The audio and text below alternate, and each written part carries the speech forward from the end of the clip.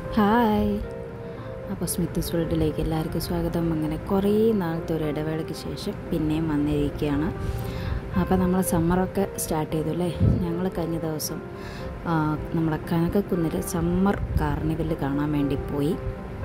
അത്യാവശ്യം കുഴപ്പമില്ലാത്തൊരു സംഭവമായിരുന്നു. നമുക്ക് എൻട്രി ഫീ വന്നിട്ട് 50 രൂപയാണ് ഒരാൾക്ക്. അങ്ങനെ ഞങ്ങൾ എൻട്രി ഫീ ഒക്കെ എടുത്ത് നമ്മൾ അതിൻ്റെ ഉള്ളിൽ കയറി.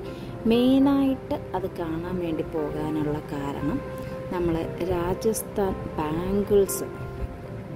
ബാംഗിൾസ് അവിടെ നിർമ്മിക്കുന്നുണ്ടായിരുന്നു. നമ്മൾ ഇൻസ്റ്റഗ്രാമിലൊക്കെ കണ്ടിട്ട് അത് കാണാൻ വേണ്ടിയിട്ട് ഒരാഗ്രഹം ഉണ്ടായിരുന്നു.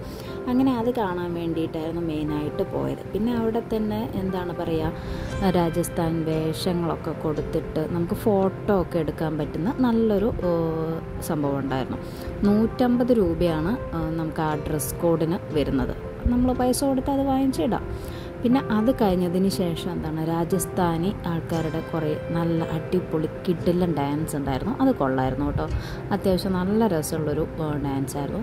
അത് കഴിഞ്ഞ് നേരെ നമ്മൾ നമ്മളെ മുഖത്തൊക്കെ ഫേസ് ആർട്ടൊക്കെ ചെയ്യില്ലേ, അതൊക്കെ കാണുന്ന ഒരു സംഭവമായിരുന്നു. അതിൽ നേരെ അങ്ങോട്ട് പോയി കുറേ പെയിൻറ്റിങ്ങും കുറേ ഫേസ് ആർട്ട് ചെയ്യുന്ന ആൾക്കാരെയും കാണാൻ കുഴപ്പമില്ലായിരുന്നു കേട്ടോ. നല്ല രസമുണ്ടായിരുന്നു. പക്ഷെ നമ്മൾ ചെയ്തില്ല, വെറുതെ കാശ് കളയണ്ട വെച്ചിട്ട് ചെയ്തില്ല.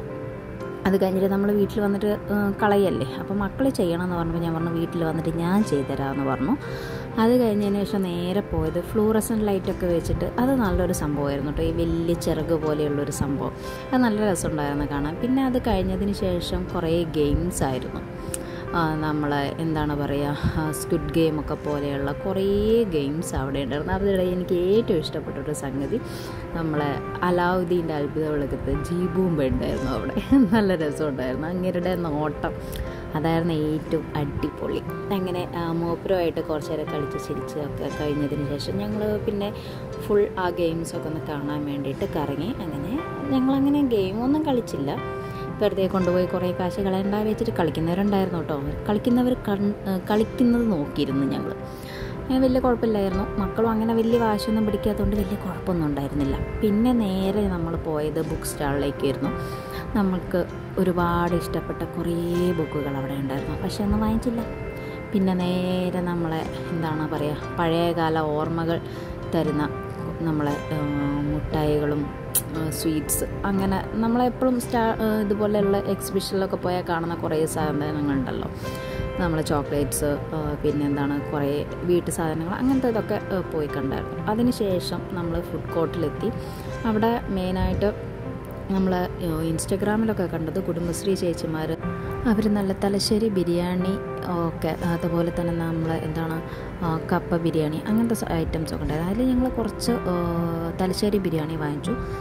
തലശ്ശേരി ബിരിയാണി കഴിച്ചതുകൊണ്ടാവാം അതങ്ങോട്ട് എത്തിയില്ല, വലിയ കുഴപ്പമില്ലായിരുന്നു. അങ്ങനെ നമ്മളതും കഴിച്ചു. പിന്നെ അടിപൊളി ഫയർ ഡാൻസ് ഉണ്ടായിരുന്നു. ഒരു രക്ഷയില്ലാത്ത ഫയർ ഡാൻസ് ആയിരുന്നു, കാണാൻ അടിപൊളി. അങ്ങനെ അത് കഴിഞ്ഞ് നമ്മൾ പതുക്കെ അവിടെ നിന്ന് ഇറങ്ങി വരുന്ന സമയത്ത് നമുക്ക് ഈ ചേട്ടന്മാരുടെ ബാൻഡ് കാണാൻ പറ്റിയിരുന്നില്ല. അങ്ങനെ ഇറങ്ങുന്ന സമയത്താണ് നമ്മൾ ബാൻഡ് കണ്ടത്. അതും കണ്ട് നമ്മൾ അവിടെ ഒരു ഓസ്ട്രിച്ച് മാൻ ഉണ്ടായിരുന്നു, അതിൻ്റെ കൂടെ കുട്ടികളുടെ കുറച്ച് ഫോട്ടോസൊക്കെ എടുത്ത് നമ്മൾ അവിടെ നിന്ന് മെല്ലനെ ഇറങ്ങി. അങ്ങനെ സമ്മർ കാർണിവൽ അവസാനിച്ചു. Tata bye bye, thank you.